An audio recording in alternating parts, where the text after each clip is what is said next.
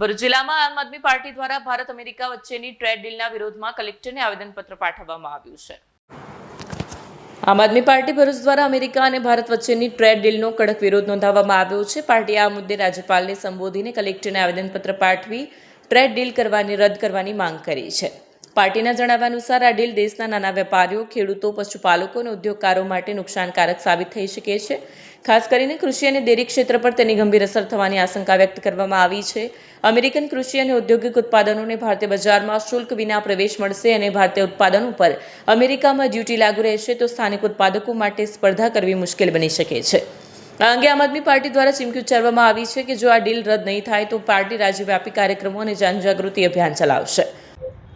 ભારત સરકારના અમેરિકા સરકાર સાથે જે ટ્રેડ ડીલ જે અત્યારે કરવામાં આવી છે, ત્યારે આવનારા દિવસોની અંદર આર્થિક રીતે કૃષિ ક્ષેત્રની અંદર ખૂબ મોટું નુકસાન ભારત દેશના ખેડૂતોએ ભોગવવું પડશે।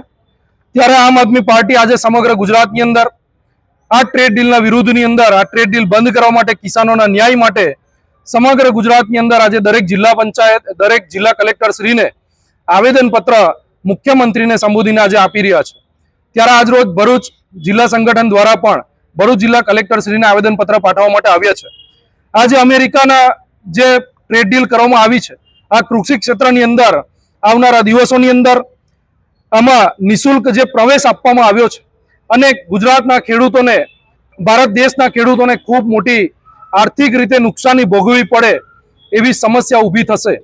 એ ન થાય એ હેતુ માટે આજે આમ આદમી પાર્ટી ખેડૂતોના સમર્થનમાં, ભારત દેશના ખેડૂતો સાથે ઉભા રહેવા માટે આજે આ ટ્રેડ ડીલના વિરુદ્ધની અંદર દરેક ગુજરાતના જિલ્લા કલેક્ટરશ્રીને આજે આવેદનપત્ર પાઠવવામાં આવ્યું છે। વિડીયો જર્નાલિસ્ટ વિરેન્દ્ર પાટીલ સાથે સત્યા ટીવી ન્યૂઝ ભરૂચ।